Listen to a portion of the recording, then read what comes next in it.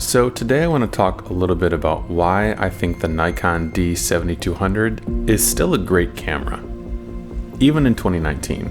Now, before I even get started, I want to say that predominantly I'm focused on photography for this video. I don't think it's a very good choice if you're trying to start a YouTube channel. There's probably a lot of great selections out there for that, but if your focus is photography and capturing images, then I think this might be a great camera for you.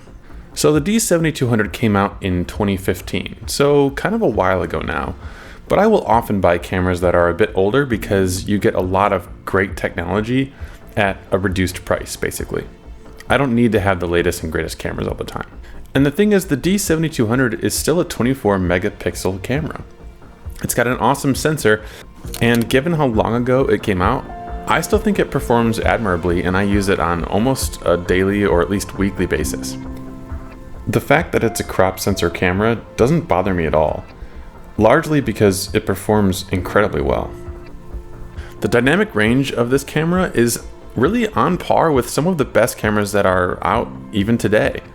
I think it has around 14.5 stops of dynamic range, which is very close to the Sony A7R Mark III and even the Nikon D850. These are cameras that cost multiple thousands of dollars. And the D7200 can be had for under $700 brand new. If you go and look on eBay, you could probably find something for around $500 or maybe $550. So I think it's a pretty incredible amount of performance at that price point. It's also a pro level camera. It has dual card slots, a really great build quality. It feels really good in my hands. I have larger hands, so I actually like the fact that it has some heft and some size to it. It also has weather sealing and reasonably fast autofocus, which is handy. And as if all of that wasn't enough, I can use one of my favorite lenses, which is the 35mm 1.8G DX lens. This is a lens for crop sensor cameras. And it's affordable at around $200 US. And the resolving power and sharpness of this lens it's one of the best lenses that I own in that particular regard.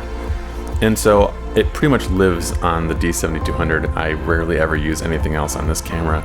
It's absolutely one of my favorites, and I think it takes really incredible images. And when I look at the detail that comes out of this combination of this really great sensor and this really great lens, I'm always really impressed with the level and amount of detail I get out of the photos. It's not a perfect camera.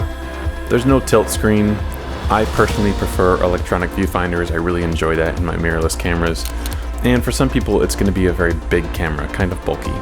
But I think for quite a bit less than $1,000, if you're looking for a new camera that is going to last a really long time and be capable of shooting great high quality images for you, I'm hard pressed to think of a better option. There certainly are other great cameras out there, but this was my choice basically for all the reasons that I've gone over in this video. Anyway, I don't work for Nikon, they don't even know about me, and I'm sure they don't care about me either. So I just wanted to share with you, information about one of my favorite cameras and why I like to use it and why I still use it to this day. Thank you so much for watching, and go out there and take some images.